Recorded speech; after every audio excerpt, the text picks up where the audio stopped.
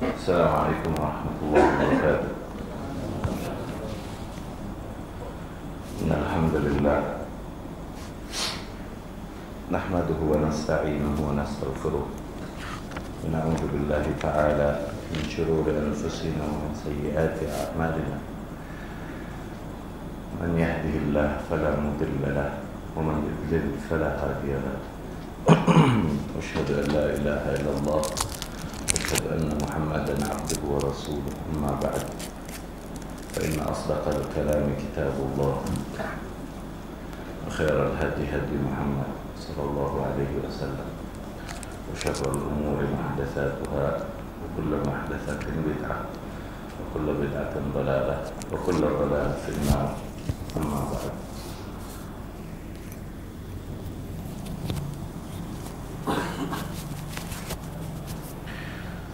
hadirin wa hadirat rahimakumullah. Diriwayatkan oleh Al-Imam Tirmidzi rahimahullah dengan sanadnya dari Anas bin Malik radhiyallahu anhu, di mana Rasul sallallahu alaihi wasallam bersabda, "Ya'ti 'ala an-nasi zamanun al-qabidu fihi 'ala dinihi kal-qabid 'ala al-jamr." Akan datang nanti suatu masa bagi manusia di mana orang yang berpegang teguh memegang agamanya sebagaimana dia memegang al-jamr. Jamr maknanya arang yang menyala. Arang yang menyala. Di sanad lain lafaznya Rasul sallallahu alaihi wasallam bersabda, "As-sabiru fihi 'ala dini." Orang yang bersabar, bertahan di atas agamanya itu sebagaimana memegang arang. Dikarenakan besarnya bala, ujian, fitnah, baik dari fitnah syahwat dan fitnah syubhat yang merajalela, yang merata, sehingga bagi orang-orang yang mau bertahan untuk mempertahankan syariah pada dirinya, mempertahankan agama pada dirinya, begitu sulit, begitu berat, sebagaimana memegang dan menggenggam bara api. Ikhwani rahimakumullah wa akhwati rahimakumullah, ketahuilah bahwasanya Allah subhanahu wa ta'ala memang jadikan demikian sunnahnya atas para awliya'nya, atas para wali-walinya, atas orang-orang yang beriman dan bertakwa, yaitu di mana ujian dan bala tidak akan pernah lepas dari mereka. Maka dari situ kita temukan asyaddun nasi ibtila'an aqrabuhum ilallah. Manusia-manusia yang paling berat bala yang mereka terima, yang tiada henti bala menimpa mereka, adalah manusia-manusia yang terdekat kepada Allah subhanahu wa ta'ala, yaitu para nabi dan rasul alaihi wassalatu wassalam. Mereka adalah manusia-manusia yang tiada habisnya Allah subhanahu wa ta'ala timpakan ujian demi ujian atas mereka. Begitupun Allah subhanahu wa ta'ala telah persiapkan hal yang sama bagi orang-orang yang mengikuti langkah dan jejak para nabinya, alaihimussalatu wassalam.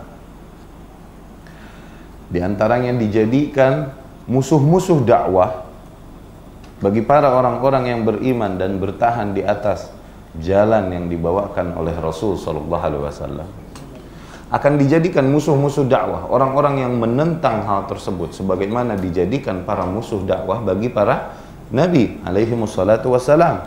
Allah subhanahu wa ta'ala berfirman, "Wa kadzalika ja'alna likulli nabiyyin aduwwan minal mujrimin." Dan seperti itulah kami jadikan bagi setiap nabi musuh, dan seperti itulah kami jadikan keberadaan musuh bagi setiap nabi, Di mana musuh-musuhnya tersebut dari orang-orang yang mujrim, dari para pendosa yang menentang dakwah mereka, ya. Wa kafa bi rabbika hadiyan wa nasira. Sungguhlah cukup Rabbmu sebagai, ya, pemberi petunjuk dan penolong. Maka ketahuilah, tidaklah kita orang-orang yang beriman setelah kita mengaku bahwasanya kita beriman kepada Allah Subhanahu wa taala, kemudian kepada Rasulnya sallallahu alaihi wasallam, kemudian Allah akan tinggalkan begitu saja tanpa diuji. Jangan berangan-angan demikian. Apakah kita mengira setelah kita bersyahadat masuk Islam, kemudian hidup senang-senang, santai-santai, terus mati masuk surga? Tentunya tidak. Allah Subhanahu wa taala menekankan hal ini dalam banyak ayatnya di dalam kitabnya. Di antaranya Allah Subhanahu wa taala berfirman, "Am hasibtum an tadkhulul jannah walamma ya'tikum mathalul ladzina khalau min qablikum massathumul ba'sa'u wad-dharra'u wa zulzilu hatta yaqula ar-rasulu wal ladzina amanu ma'ahu mata nasrullah." Apakah kalian mengira bahwa kalian akan masuk surga begitu saja? Sementara kalian belum pernah ditimpakan dengan ujian-ujian berat yang menimpa orang-orang yang beriman sebelum kalian dulu.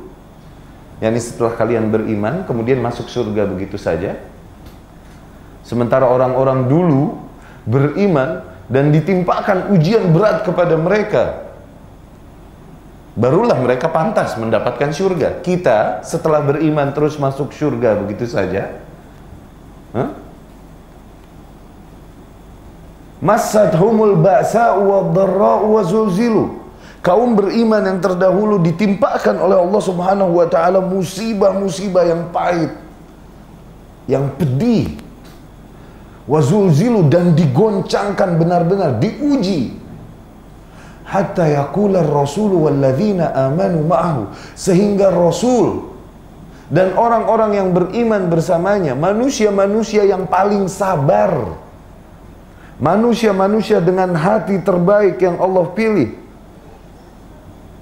ya, untuk membawakan dakwah dan risalah Allah di atas muka bumi ini. Manusia-manusia sedemikian rupa dari beratnya ujian yang ada sehingga mereka berkata, mata nasrullah, kapan pertolongan Allah? Bayangkan betapa berat ujian itu sehingga manusia sedemikian rupa sampai berkata demikian.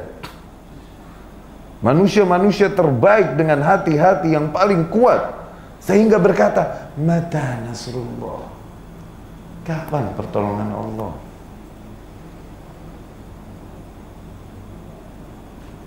Dan dengan ujian-ujian dan musibah-musibah yang Allah timpakan ini, bagi orang-orang yang beriman dan bertakwa kepada Allah Subhanahu wa taala, dengan itu Allah Subhanahu wa taala hapuskan dosa-dosanya yang terdahulu dan tingkatkan derajatnya di sisi Allah Subhanahu wa taala.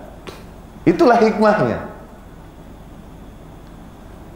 Dan itu adalah salah satu bentuk cinta Allah, memang sunnahnya demikian. Gayanya Allah dalam memperlakukan alam semesta demikian. Innallaha ta'ala idza ahabba 'abdan ibtalah. Allah kalau mencintai seorang hamba, justru Allah timpakan bala terhadap hamba itu. Maka dari situ salah satu hikmah yang tepat dalam hal ini adalah perkataannya yang dikatakan, walillahi darrul qail, semoga Allah membalas orangnya dengan kebaikan orang yang mengatakan demikian.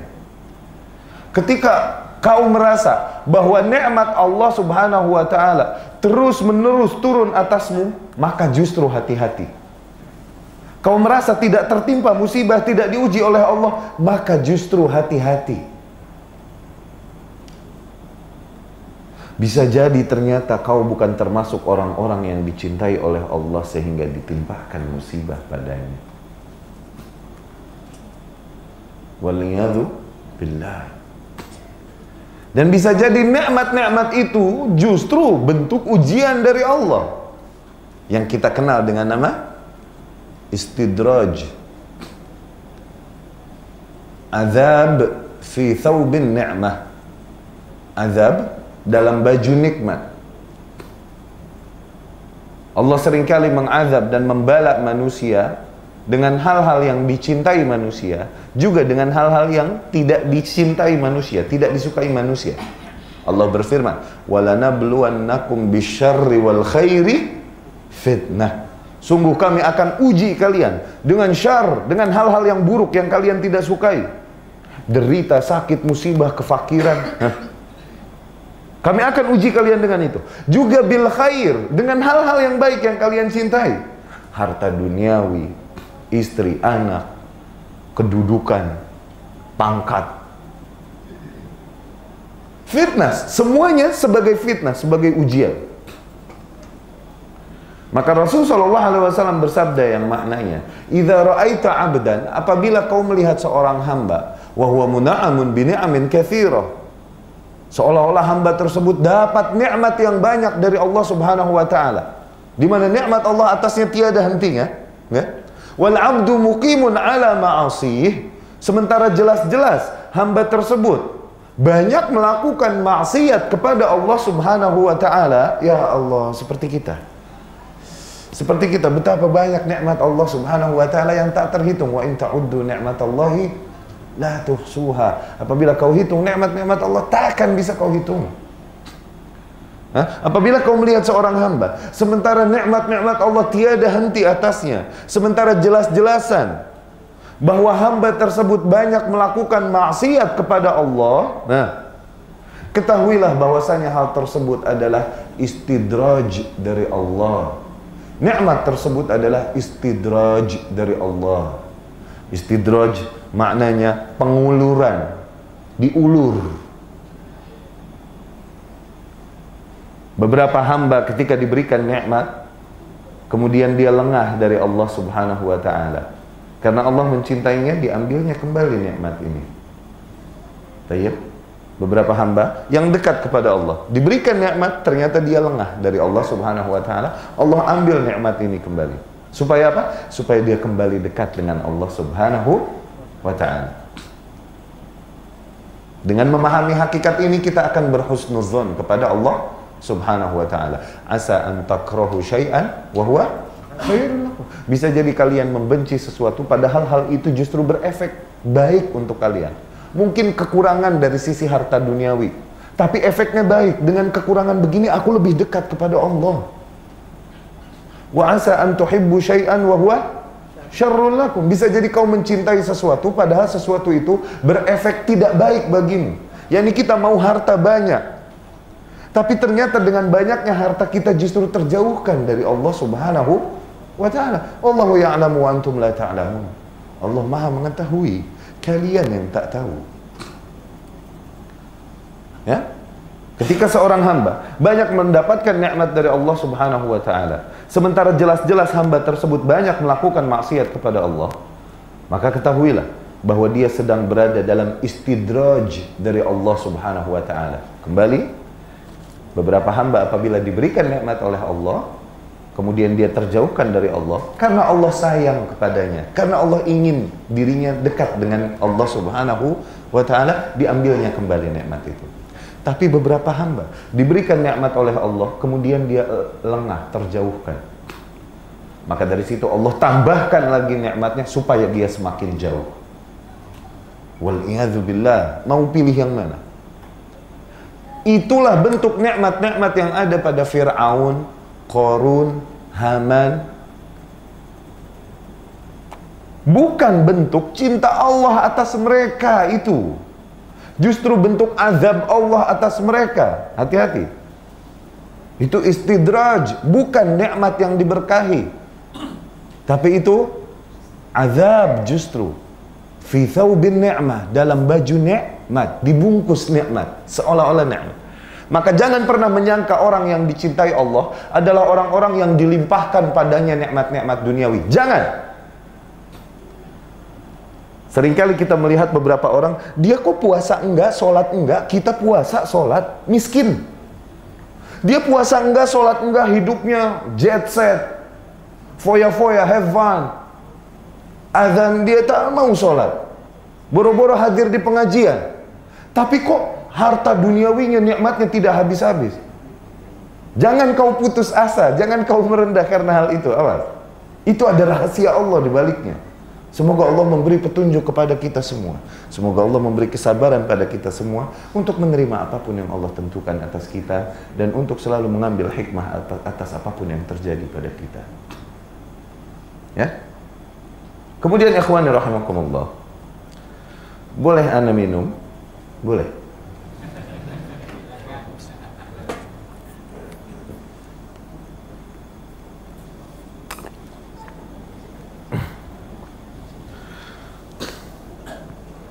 Rasul SAW menggambarkan, nanti ada ahibbai, para kekasihku, aku rindu kepada mereka. Satu hari Rasul SAW mengatakan demikian, ya.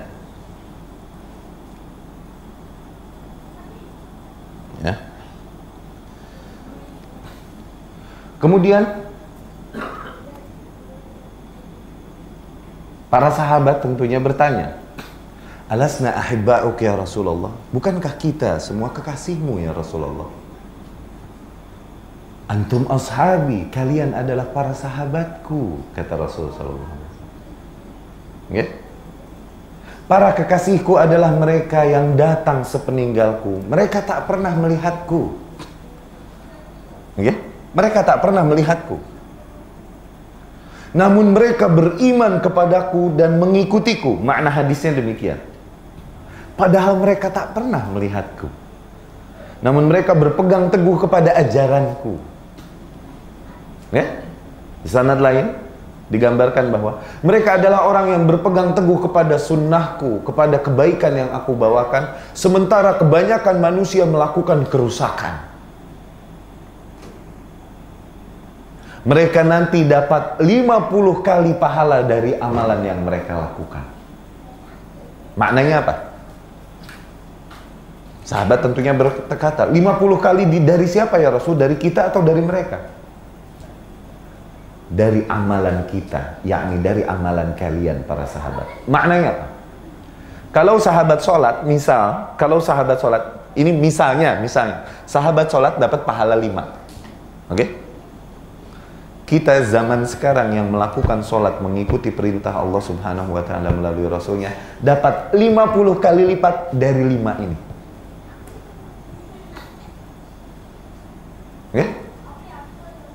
Pahala kita 50 kali lipat dari pahala orang yang melakukan amal soleh di zaman dulu. Kenapa? Hikmahnya di mana? Wallahu a'lam ya akhi. Yang ana fahami, di mana pada zaman dahulu untuk beramal soleh sangat terkondisikan. Semua orang beramal soleh.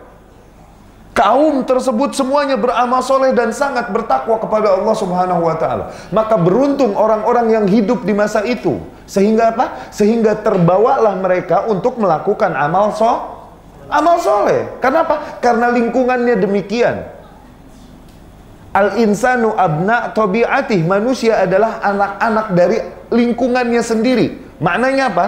Kau pasti terwarnai lingkunganmu. Kau adalah makhluk sosial yang pasti akan terwarnai lingkunganmu. Maka beruntunglah seseorang ketika lingkungannya lingkungan yang baik, membawa dia ke arah yang baik.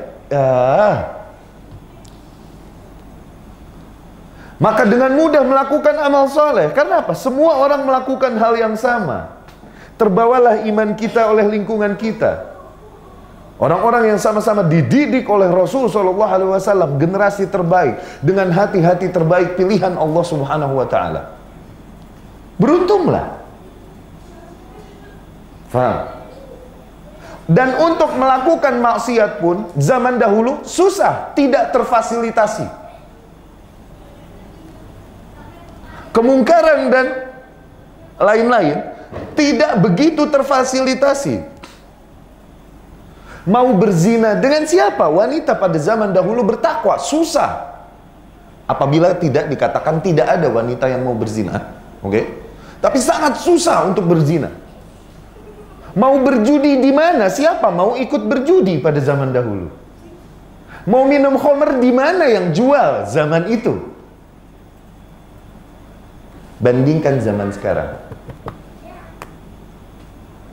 Kita yang berpegang teguh kepada syariat Islam, semoga Allah berikan kita keikhlasan dan taufik dalam hal itu. Tayyib. Kita melawan arus. Kita melawan arus, di mana arus dunia membawa kita ke arah syahwat dan syubhat. Berat bagi kita untuk beramal soleh. Dikarenakan apa? Karena kita memaksa diri di antara lingkungan yang sama sekali jauh dari amal soleh. Kita mau beramal soleh, melawan tren yang beredar yang jauh dari amal soleh. Wanita-wanita kita yang hendak menggunakan jilbab-jilbab yang syar'i atau mungkin bercadar, mereka melawan lingkungannya yang berpakaian seksi. Trennya demikian, berpakaian seksi dan begitu zuhud dalam pakaiannya. Zuhud kok dalam pakaian? Zuhud dalam nikmat duniawi baik, tapi zuhud dalam pakaiannya jadinya kelihatan aurat. Zuhud dalam pakaian yakni pakaiannya begitu hemat, tidak boros.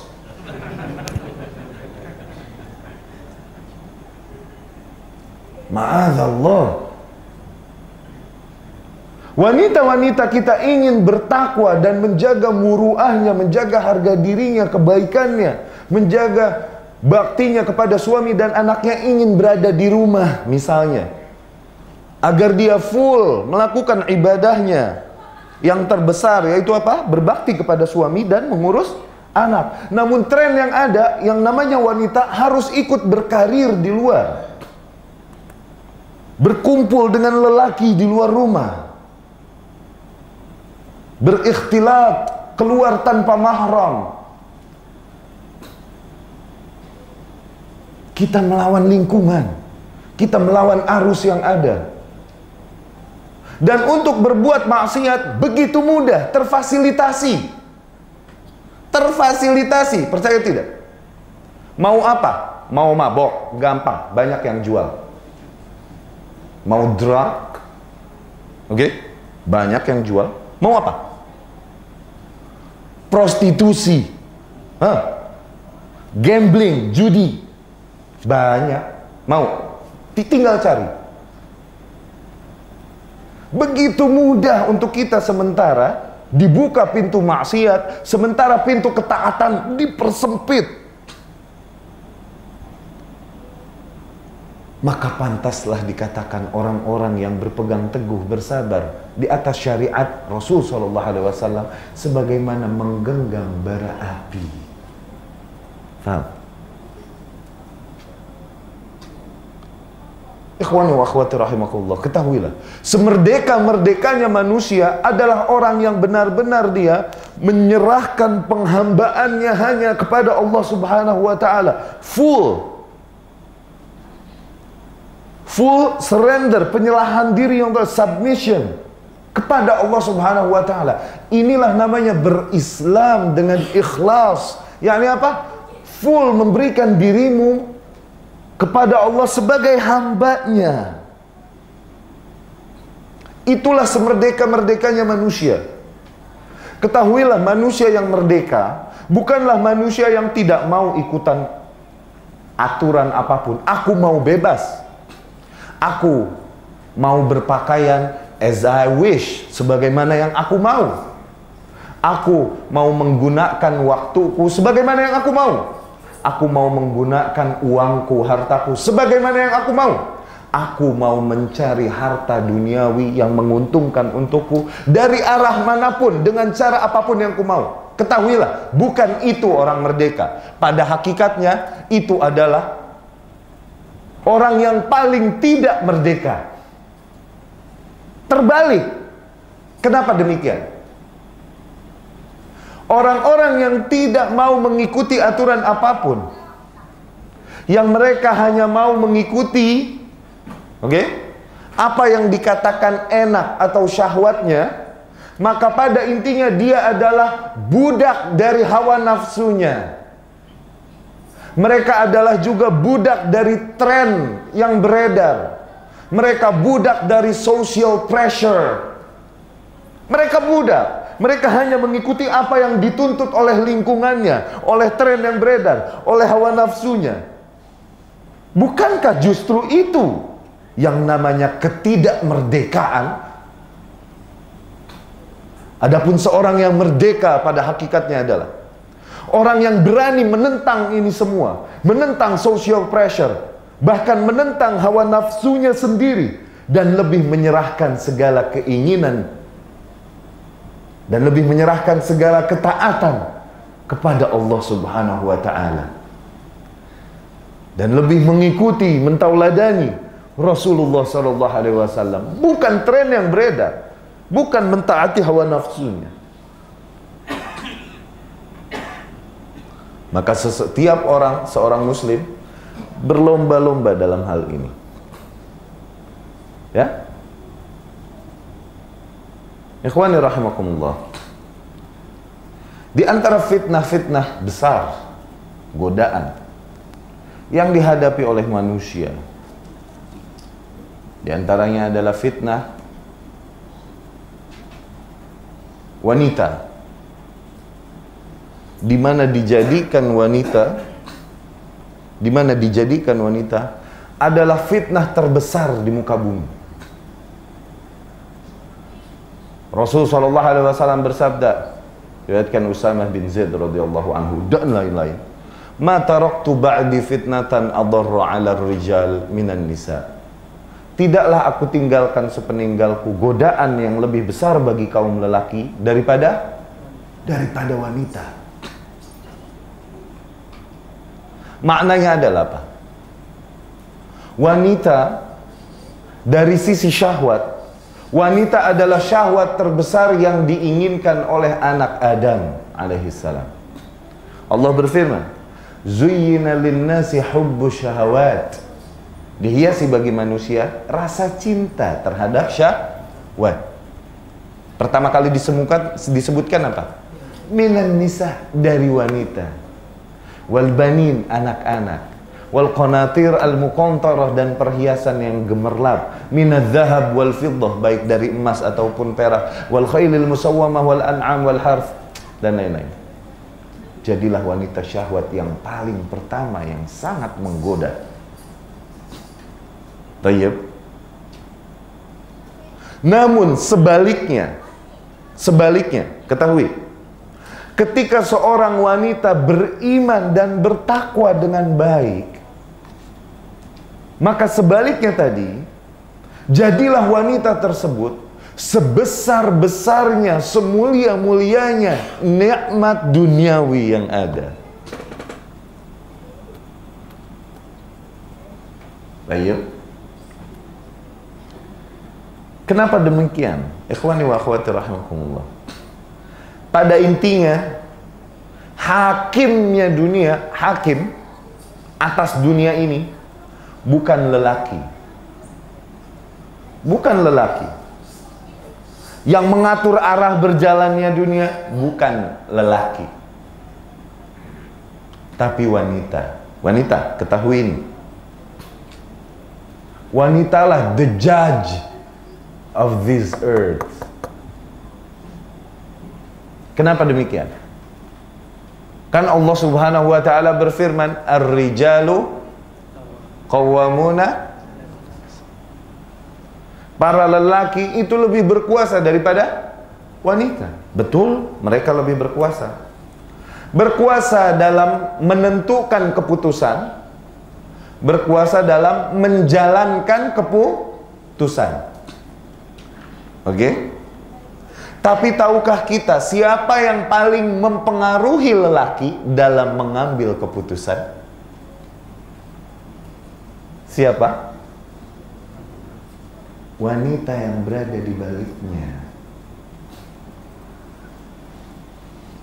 Bisa jadi seorang lelaki, dia bos besar di luar rumah, big boss, atau mungkin raja, king, atau mungkin God, dia Tuhan di luar rumah. Saking ditaati, diagungkan dan lain-lain. Tapi sampai rumah, di dalam rumah, maka dia hanyalah seorang anak kecil yang manja kepada istrinya. Sebesar apapun posisinya di luar rumah. Bahkan Rasul Sallallahu Alaihi Wasallam, Sayyidul Anbiya wal Mursalin, dari situ dia menyikapi istrinya sebagaimana sikap bermuamalah dengan istrinya, dengan muamalah zaujiyah, bukan muamalah Nabi li ummati. Rasul memperlakukan istrinya sebagai suami memperlakukan istri, bukan sebagaimana Nabi memperlakukan umat. Contoh, Rasul Shallallahu Alaihi Wasallam ditegaskan kebenarannya oleh Allah Subhanahu Wa Taala. Allah berfirman, "Wa ma yantiqu anil hawa, in huwa illa wahyu yuha." Tuh, ini Allah yang bilang. Maka maknanya semua yang dikatakan Rasul hak, adil. Tidak mungkin ada yang dusta. Seseorang menuduh Rasul dusta atau zalim, maka dia telah mengingkari apa yang difirmankan oleh Allah Subhanahu wa taala. Dengan itu dia dikafirkan. Maka dari situ seorang Khawarij yang datang kepada Rasul ketika pembagian ghanimah dan berkata, "Ya Rasulullah, i'dil fil qismah." Berbuat adillah kau dalam membagi. Langsunglah dimarahin. Kalau bukan Allah dan Rasulnya yang berbuat adil, kemudian siapa lagi? Yani kau masih tuduh Rasulullah berbuat tidak adil, kemudian siapa lagi yang adil kalau begitu? Kufur. Tayyib. Tapi ketika istrinya yang ngomong, ayo, ketika hadithatul ifk, di mana Ummul Mukminin Aisyah dituduh berzina ketika itu. Ini makar yang dibuat oleh Abdullah ibn Ubay ibn Salul al-Yahudi al-Munafik. Ya. Ummul Mukminin Aisyah sudah nangis berhari-hari di rumah, menyadari bahwa dia dituduh berzina, di luar digosipin demikian. Isu yang beredar dia berzina. Rasul Shallallahu Alaihi Wasallam tak tahu harus berbuat apa. Karena apa? Dia tidak tahu hakikat perkaranya bagaimana. Sementara ayat justru tidak turun-turun yang menegaskan kebenaran perkara ini atau membantahnya. Sengaja Allah tunda ayat untuk turun. Fungsinya adalah apa? Untuk menegaskan bahwa ayat ini tidaklah dibuat-buat oleh Muhammad sallallahu alaihi wasallam, tapi dari Allah. Kalau dibuat-buat oleh Muhammad, pada saat itu juga dia langsung membuatnya untuk membela nama baik dirinya. Oke? Sehingga datanglah Abu Bakar Siddiq radhiyallahu anhu mendudukkan Rasul dan Aisyah untuk bicara baik-baik. Syuf, sebagai hakam yang mendamaikan di antara suami dan istri. Rasul, di atasnya ada seorang hakam, ada hakim, Rasul nih. Karena pada saat itu dia sebagai menantu, bukan sebagai nabi dalam kasus ini. Sebagai son-in-law. Oke? Kemudian Abu Bakar bertanya, bagaimana? Coba, siapa dulu yang mau bicara? Rasul berkata, bagaimana ya Aisyah? Engkau dulu yang bicara, apa aku dulu yang bicara? Ummul Mukminin Aisyah, wanita radhiyallahu anha dengan ketinggian ilmu dan imannya, dia terbakar juga dengan tuduhan yang menimpanya ini. Sehingga di sela tangisannya dia berkata, engkau dulu yang berbicara ya Rasulullah, dan demi Allah, janganlah kau katakan kecuali yang hak. Ancaman kepada Rasul. Maknanya adalah, jangan kau berdusta, katakan yang hak saja. Oh, yakni ada kemungkinan Rasul berdusta, sementara Allah berkata, wa ma yantiqu anil hawa. Abu Bakar mendengarnya terbakar kemudian ditampar. Namun Rasul melihat hal itu justru menahan Abu Bakar. Ya jangan, bukan ini yang aku inginkan, jangan pukul. Ya sudah, bawa pulang sajalah dulu Aisyah Ummul Mukminin radhiyallahu anha. Rasul di luar Nabi, Rasul nyampe dalam rumah kalau sakit kepalanya ketika masa-masa akhir hayatnya, dia pun bersandar kepada istrinya dan berkata, wa ra'sah, sakit kepalaku. Di luar rumah siapa dia? Rasul, pemimpin negeri, pemimpin umat yang harus ditaati. Nyampe dalam rumah mah Tayyib, mengangkat suara kepada Rasul SAW haram dan kufur hukumnya. Ketika turun ayat Allah Subhanahu wa taala, dikarenakan perdebatan yang terjadi antara Abu Bakar dan Umar. Berdebat di depan Rasul SAW dan tinggi suaranya. Oke? Turunlah ayat Allah yang menegur mereka. Ya ayyuhalladzina amanu la tarfa'u aswatakum fawqa sautin nabi wa la tajharu lahu bil qawli kajahri ba'dikum ba'dha an tahbata a'malukum wa antum la tash'urun. Wahai orang-orang yang beriman, janganlah kalian mengangkat suara kalian di depan Nabi SAW, dan janganlah kau berbicara keras kepadanya sebagaimana kalian berbicara satu sama lain. Bisa jadi nanti amalan kalian semua hancur dan kalian tidak sadar. Ya, ancaman yang besar yang hanya Allah ancamkan hal ini kepada pelaku sebesar-besarnya dosa, yaitu apa? Syirik. Ancaman yang sama. Ancaman yang sama dengan syirik itu, sebesar-besarnya dosa. Allah berfirman, "Walaqad uhiya ilaika wa ilal ladzina min qablika la in asyrakta la yahbatanna 'amaluk." Sungguh telah diwahyukan kepadamu ya Muhammad dan kepada nabi-nabi sebelummu, apabila kau berbuat syirik, hancur seluruh amalanmu, runtuh seluruh amal. Maknanya, sholat, puasa, zakat yang selama ini kau lakukan hangus semua. Karena su'ul adab kepada Rasul Sallallahu Alaihi Wasallam, mengangkat suara nggak boleh. Sehingga dari situ Umar ibn Khattab taubat, dan apabila dia berbicara kepada Rasul selalu berbicaranya pelan. Dan Rasul selalu saja kalau Umar ngomong selalu, hah? Karena takut bersuara keras. Umar ibn Khattab. Thabit bin Qais al-Bunani, Thabit bin Qais al-Bunani, turun ayat itu, dia lari ke rumah seraya menangis.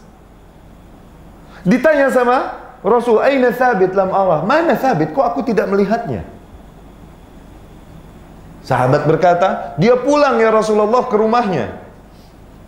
Rasul berkata, "A'limni khabarah." Coba kau lihat, ada apa dengannya? Kemudian beritahukan aku. Kemudian ini sahabat menghampiri Thabit bin Qais di rumahnya, dan ditemukan Thabit sedang menangis luar biasa. "Mabik, ada apa denganmu?" Ditanyakan kepada Thabit bin Qais. Thabit berkata, "Habata amali." Hancur seluruh amalanku sudah. "Ana min ashabin nar." Aku penduduk neraka kalau begitu. Thabit suaranya keras luar biasa. Karena memang keras, bukan teriak. Kalau dia berbisik-bisik, jadi seolah-olah begini. Kalau dia berbisik-bisik satu orang, 10 orang berikut dengar. Karena memang keras suaranya. Ketika turun ayat ini langsung dia merasa, wah kalau begitu aku merugi. Ya, kecintaan kepada Rasul yang besar. Disampaikanlah kabar itu kepada Rasul. Ya Rasulullah, dia menangis. Dia berkata dia penduduk neraka karena suaranya jauh lebih keras daripadamu ya Rasulullah. Hancur seluruh amalannya. Dia yakini itu ya Rasul, dan dia tiada henti menangis. Rasul berkata apa? Bal huwa min ashabil jannah. Justru dia penduduk surga. Ya Allah. Thabit. Anas bin Malik berkata, "Kunna namshi ma'ah wa nahnu na'lam annahu min ashabil jannah." Kita biasa berjalan dengannya, sementara kita tahu ini penduduk surga nih. Syuh. Harus mati. Tidak boleh berbicara lebih keras darinya. Tidak boleh memanggil ya Muhammad. Bahkan Allah tidak memanggil ya Muhammad di dalam kitabnya. Allah menyebut ya Musa khudhil kitaba biquwwah. Ya Isa anta qulta lin-nasi ittakhiduni wa ummi ilahaini min dunillah. Ya Zakaria, ya Nuh ihbit bisalamin minna. Dan lain-lain. Tapi Muhammad la. Allah menyebutnya ya ayyatuhan nabi, ya salam. Takrim, pemuliaan yang besar untuk Rasul sallallahu alaihi wasallam. Maka kita tidak boleh ya Muhammad. Kecuali badui-badui yang tidak tahu, karena tidak hidup bersama Rasul. Jadi seringkali datang dan berkata ya Muhammad karena tidak tahu. Oke? Bahkan tidak boleh berkunyah dengan kunyahnya. Nggak boleh Abu Qasim, nggak boleh. Takutnya nanti manggil ya Abu Qasim, Rasul berbalik. Labbaik, iya saya. Terus dia berkata, oh bukan engkau ya Rasul, aku mau dia. Takutnya digituin. Dan ini kurang ajar. Harus dijaga Rasulullah SAW. Tapi satu hari Abu Bakar sedang mendekat rumah Rasul bersama Aisyah. Dia mendengar teriakan Aisyah kepada Rasul Sallallahu Alaihi Wasallam, berteriak, suaranya terdengar sampai luar. Abu Bakar nggak tahan masuk rumah, dia mau pukul Aisyah, anaknya ini. Justru Rasul yang menahannya. Jangan. Justru Rasul yang menahan Abu Bakar dan membela Aisyah radhiyallahu anha. Aisyah lagi marah sama Rasul Sallallahu Alaihi Wasallam, lagi ngambek. Wanita ngambeknya, ngambek wanita ini kan hiburan lelaki, iya kan? Nggak seru kalau nggak ada ngambeknya. Jangan. Justru Rasul yang menahannya, sehingga Abu Bakar dapat ditenangkan kemudian pergi. Ummul Mukminin masih sedikit marah. Kemudian Rasul berkata mencairkan suasana. Tuh kan tadi aku udah halangin dari ayahmu, kau nggak dipukul. Udah dong, jangan marah dong. Syuh, karena apa? Rasul memperlakukan istrinya sebagaimana suami memperlakukan istri, di bawah istri. Tayyib. Dan banyak turun ayat-ayat keringanan qasar salat ini itu dari kasusnya Ummul Mukminin Aisyah radhiyallahu anha. Lihat, di luar rumah Rasul utusan, di dalam rumah dia seorang suami yang juga berlaku kepada istrinya apa yang berlaku seorang suami kepada istri. Atau di luar rumah misalnya Tuhan, seperti Fir'aun. Tuhan nggak di luar rumah. Dia berkata, inni rabbukumul, akulah Tuhan kalian yang maha tinggi. Idih. Sampai konon syaitan pun kaget. Ya Allah, berani amat Fir'aun. Aneh nggak godain dia sampai situ. Konon. Gila dikatakan. Tayyib. Fir'aun di luar rumah apa? Bukan hanya raja, tapi dia Tuhan. Nggak mau menyembahnya dan menyembah yang lain, dibunuh. Tuhan di luar rumah. Sampai kemudian dia dengar ada bayi yang akan lahir dan menggoncangkan kekuasaannya dari Bani Israel. Dia perintahkan, bunuh seluruh bayi Israel yang lahir. Laki-lakinya kan? Dibunuhi semuanya. Kemudian Allah wahyukan kepada Ummi Musa anilqihi fil yam. Lemparkan Musa ke sungai, ya kan? Kemudian dengan segala takdirnya sampailah Musa alaihissalam justru di keranjangnya kepada taman tempat istrinya Fir'aun bermain di situ, istirahat. Dia temukan bayi di situ dan dia langsung jatuh cinta kepada bayinya ini. Ketika suaminya yaitu Fir'aun pulang ke rumah, dia bilang, bahasa kitanya, abang jangan bunuh ya, yang ini mah buat kita aja deh, kita jadiin anak. Fir'aun apa yang dikatakannya? Ayo, kalau buat engkau apapun kalau buat neng apa aja deh neng, kata orang Betawi begitu. Kalau kata orang Betawi, kalau lu si neng apa aja ambil deh. Padahal ini bayi yang dicari-cari, andai dia tidak nurut sama istrinya, menang. Qadarullah. Lihat betapa seorang wanita memiliki kuasa atas lelaki sebenarnya. Yusuf alaihissalam berkata ketika dipepet oleh Zulaikha, ya Allah, Imra'atul Aziz. Zulaikha ini penamaan Zulaikha lemah. Yang benar Imro'atul Aziz saja, istri dari pembesar kerajaan. Istri dari pembesar, masa jelek? Cantik. Kemudian dia punya power. Wa ghallaqatil abwaba wa qalat haytalak. Dia kunci-kunciin pintu, dia bawa Yusuf ke kamar. Dia kunci-kunciin pintu dan dia berkata, "Sini." Ya. Yusuf manusia sebagaimana manusia, lelaki sebagaimana lelaki. Allah berkata, Allah berfirman, "Laqad hammat bihi wa hamma biha." Ini wanita sudah mau banget sama Yusuf. Yusuf pun mau kepadanya. Namun Allah Subhanahu wa taala menahan Yusuf alaihi salam dan menunjukkan burhannya kepadanya sehingga Yusuf tertahan dan tidak mau mengikuti hawa nafsunya. Ya kan?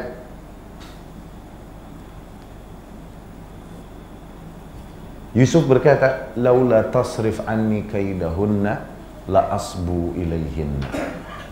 Kalau bukan karena kau palingkan dariku tipu daya mereka, yakni wanita ini, niscaya aku akan asbu kepada wanita. Asbu ini apa? Asbu ayyakuna rajulu sabiyan. Seorang lelaki menjadi kekanak-kanakan yang manja kepada wanitanya. Sebesar apapun dia di luar rumah, nyampe rumah memanja sama istrinya. "Neng, kopi dong." "Neng, abang pegel-pegel nih, pijitin dong." Tuh. Mau berkuasa apa lagi di rumah? Nyampe rumah memanja sama istrinya, dia memohon sama istrinya. Seorang wanita ketika menangkap kuncian ini pada seorang lelaki dan dia layani lelaki itu sebisa mungkin, tidak dia bantah, tidak dia kritisi, dan dia justru melayani, merendahkan dirinya sebisa mungkin kepada suaminya. Justru dengan itu dia menguasai suaminya. Apapun yang diminta oleh nih wanita kepada suaminya, maka suaminya akan mengatakan sami'na wa ata'na. Asal dapat kuncian ini, wanita mengira suaminya bisa takut kepadanya dengan apa? Dengan banyak melawan, susah diatur, dan lain-lain. Salah, kekuatan wanita justru ada pada kelemah lembutannya, diamnya, tidak kritis, tidak interogasi suami dengan segala pertanyaan, beng, beng, beng, beng, beng. Bukan itu. Lelaki semakin digituin, semakin menentang dia. Tapi semakin wanitanya menunduk dan melayani apapun yang diinginkan suaminya. Datang, dibawa, dicucikan kakinya dan lain-lain. Kalau orang dulu begitu, dicucikan kakinya, ya kan? Dilayani, diambilkan handuknya, dielap setelah mandi dan lain. Justru dengan begitu, ini lelaki terpenuhi hatinya oleh wanita itu. Seorang lelaki bisa jadi dia mengatakan tidak kepada permintaan ibu atau orang tuanya. Bisa jadi. Nggak ada nggak ada maaf pas orang tuanya minta duit misalnya. Mau haji orang tuanya, nggak ada nggak ada Tapi kalau istrinya yang minta mobil baru, tenang, abang ngutang di luar. Nggak ada cerita menolak permintaan istri. Nah, fitnah wanita ini sangat menguasai lelaki, sangat berpengaruh bagi lelaki dalam menentukan keputusan. Kalaupun nanti yang menentukan dan menjalankan keputusan lelaki, tapi yang sangat mempengaruhi lelaki untuk mengambil sebuah keputusan adalah wanita di belakangnya. Lihat itu. Nah, ketika seorang wanita yang memiliki kuasa demikian besar kepada lelaki dan mengarahkan suaminya ke arah ketaatan kepada Allah Subhanahu wa taala, dan mengikuti sunnah Rasulnya Shallallahu Alaihi Wasallam, dan justru ini wanita lebih menekan hawa nafsunya dan lebih mengedepankan apa yang dicintainya pada Allah dan Rasulnya. Nah, maka jadilah wanita demikian semulia-mulianya perhiasan duniawi. Ya. Namun yang ada sekarang, wanita seringkali menjadi ganjalan bagi lelaki dalam mempertahankan agamanya. Ini wanita seringkali menjadi ganjalan bagi laki-laki untuk mempertahankan syahwatnya dan lain-lain. Fitnah terbesar wanita. Maka dari situ tidak ada iklan kecuali pakai wanita. Kenapa? Karena ini hal yang paling menarik daya tarik konsumen. Wanita yang mengkilap, jangan yang dekil. Selalu begitu kan? Kenapa? Karena memang hanya itu fitnah terbesar yang paling menarik perhatian manusia. Dan wanita pun ridho lagi digituin. Dijadikan iklan. Dijadikan pagar yang menghiasi taman. Dijadikan objek untuk mengiklankan produk-produk yang ada. Wanitanya ridho lagi sayangnya. Lebih jauh lagi, ayahnya nih wanita ngasih aja lagi. Saudaranya nih wanita nggak ngelarang, malah bangga. Oh, anakku bintang iklan loh. La haula wala quwata illa billah. Saudariku, adekku yang kecil yang wanita, oh dia bintang iklan. Ya. Ini yang sayang ini. Adapun orang-orang yang bertahan, wanita-wanita yang bertahan, berangkat dari keilmuannya, keyakinannya kepada Allah dan Rasulnya dan kebenaran apa yang datang dari Allah dan Rasulnya, maka pasti mereka akan dapat goncangan, mereka akan dapat ujian dan lain-lain. Pertama dari lingkungannya yang mungkin akan mencibirnya. Ih, apaan sih pakaian kayak begitu? Pakai gamis panjang-panjang kayak orang tua. Kita pakai yang pendek-pendek, yang stylish, yang seksi, masih muda. Kasihan wanita kita. Maka dari situ ringankan penderitaannya dengan apa? Kuatkan dia di dalam rumah. Dengan cara apa? Berikan nasihat, ajak dia ke pengajian-pengajian, majelis-majelis ilmu yang di situ disampaikan kalamullah dan hadis-hadis Rasulnya. Dengan itu menguat iman seseorang. Jangan kau hanya cari hidayah untuk dirimu sendiri. Kasihan istri dan anakmu. Bukankah Allah berfirman, Ku anfusakum wa ahlikum nara. Jagalah diri kalian dan keluarga kalian, anak dan istrimu dari api neraka. Maknanya apa? Kenali syariat, terapkan pada diri kalian dan keluarga kalian. Jangan sendiri, ajaklah istri dan anak kita. Jangan asyik sendiri. Dan dengan itu pun mereka akan lebih sabar menghadapi keputusan-keputusan kita berdasarkan keyakinan kita pada agama kita. Kalaupun keputusan tersebut mungkin dari sisi materi sedikit merugikan. Dari sisi materi, seringkali orang yang berpegang teguh kepada manhaj, akhirnya dari sisi ekonomi diuji juga kan? Iya kan? Lelaki bisa aja kuat, yang seringkali nggak kuat wanita. Kasihan. Maka dari situ kuatkan hatinya. Kau jangan paksa dia untuk kuat dan menerima, sementara kau tak mau memberikan dia makanan bagi rohaninya. Dari ilmu-ilmu yang datang dari Allah dan Rasulnya Sallallahu Alaihi Wasallam. Dan masih banyak fitnah lain, fitnah harta, fitnah anak dan lain-lain. Ya, belum lagi lingkungan yang selalu saja selain syahwat ada syubhat yang menantang kita, yang menghalangi jalan kita di dalam mendakwahkan yang hak, meyakini dan mengamalkan yang hak.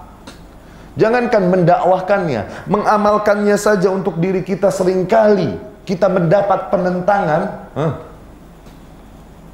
Dikarenakan apa? Kita berbeda dengan kebanyakan orang. Cara berpakaian kita, cara beribadah kita. Kita ini minority. Dan ketahuilah, yang minority itu yang seringkali benar. Justru yang majority, yang mayoritas, itu yang keliru, yang salah. Tidaklah disebutkan sifat banyak di dalam Al-Quran biasanya, atau di dalam hadis, kecuali diiringi dengan kekeliruan, kesalahan. Adapun sifat sedikit, justru diiringi dengan kebenaran. Sadarkah kita? Allah Subhanahu wa Ta'ala berfirman, "Wa in tuti aktsara man fil ardi yudilluka an sabilillah." Apabila kau taati kebanyakan orang di muka bumi, niscaya mereka akan menyesatkanmu dari jalannya Allah. Berarti kebanyakan orang sama dengan sesat.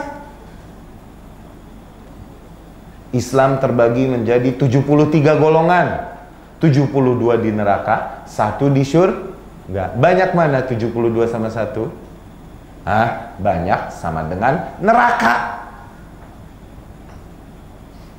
Tapi berbicara sedikit, wa qalilun min ibadiyasy syakur. Sedikit saja hamba-hambaku ini yang bersyukur. Banyaknya kufur.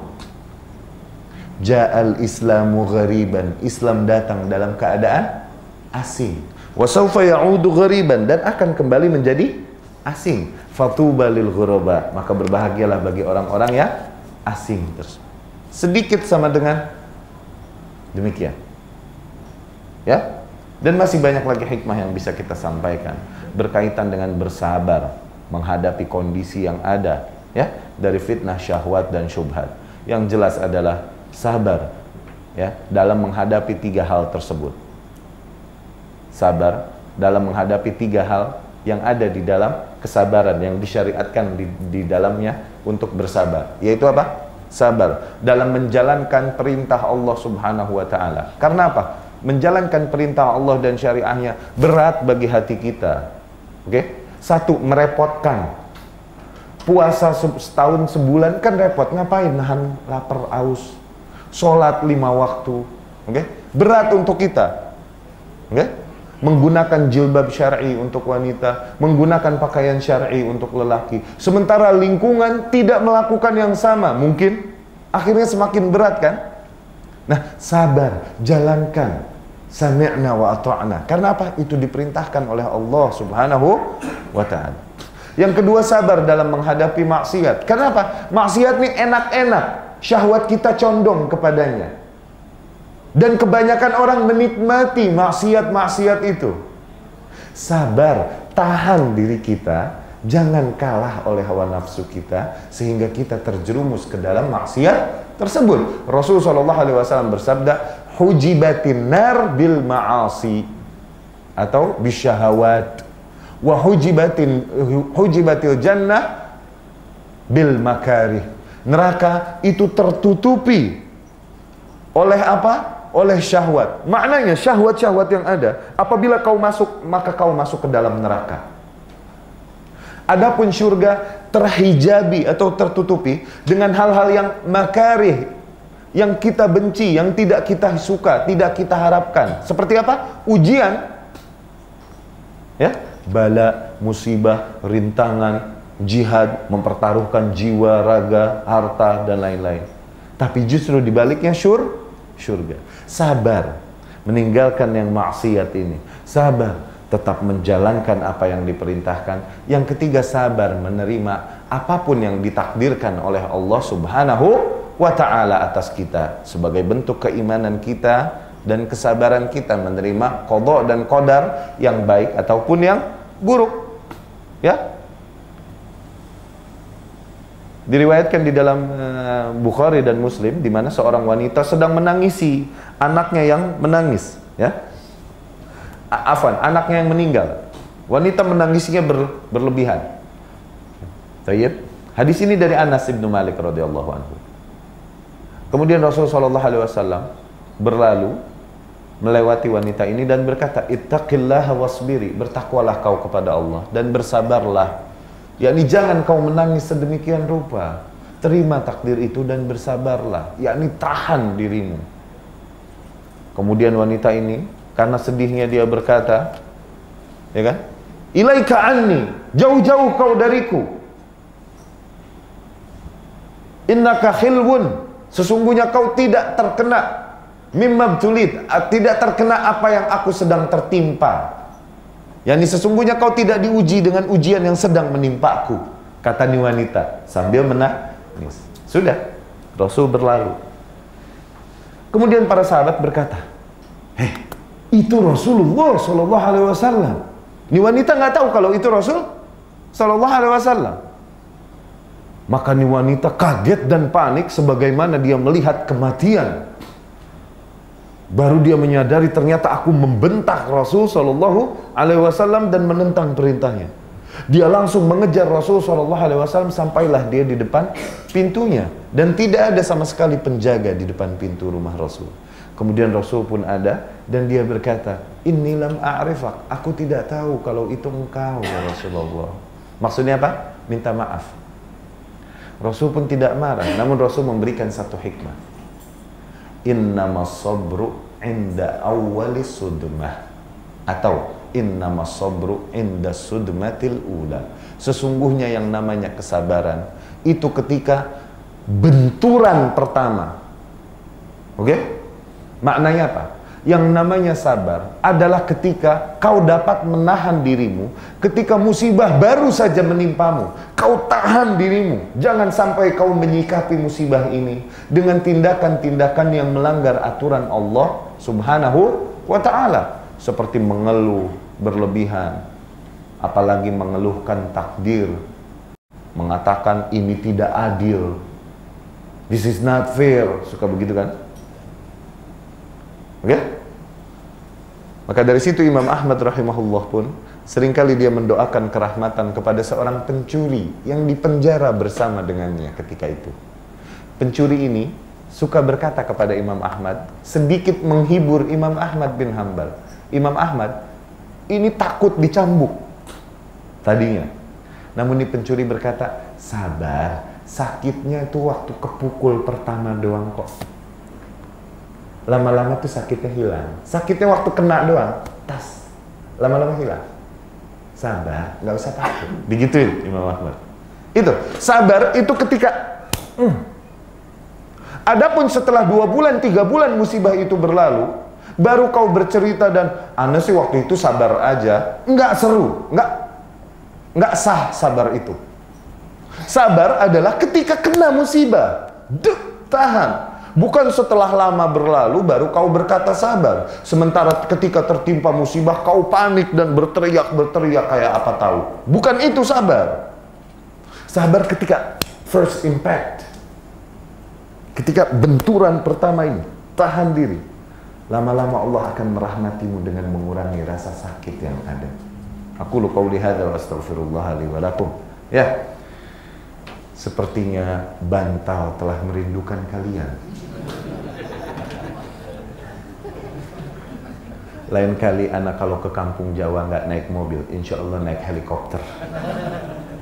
Biar nggak nyasar dan lebih dekat. Afwan, ketelatan kedatangan kami. Ya, kami merasa terhormat atas waktu yang diberikan. Kami pun senang bisa bertemu kembali dengan saudara-saudara kami di sini. Ikhwan dan akhwat semuanya. Semoga Allah jaga keharmonisan hubungan kita berdasarkan cinta kepadanya. Semoga Allah Subhanahu wa ta'ala berikan kita manfaat dari apa-apa yang kita pelajari dari kitabullah dan sunnah Rasulnya Sallallahu Alaihi Wasallam. Semoga Allah Subhanahu wa ta'ala berikan taufik kepada kita untuk terus berjalan di jalan yang pasti akan penuh rintangan ini. Ya, karena demikianlah memang sunnatullah atas makhluknya.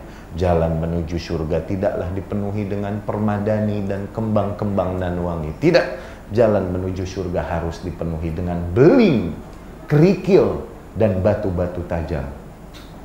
Ya, semoga kita saling bisa bersabar dan saling menasehati untuk bertakwa dan bersabar. Apa yang kami sampaikan bukanlah menggurui. Apa yang kami sampaikan hanyalah kopi dari apa yang kami fahami dari orang-orang yang lebih berilmu daripada kita semua. Ya, tidak ada niat menggurui, hanya berbagi sedikit pengetahuan yang kami miliki. Aku qauli hadza wa astaghfirullah li wa lakum. Subhanakallahumma rabbana wa bihamdika asyhadu an la ilaha illa anta astaghfiruka wa atubu ilaik. Assalamualaikum warahmatullahi wabarakatuh.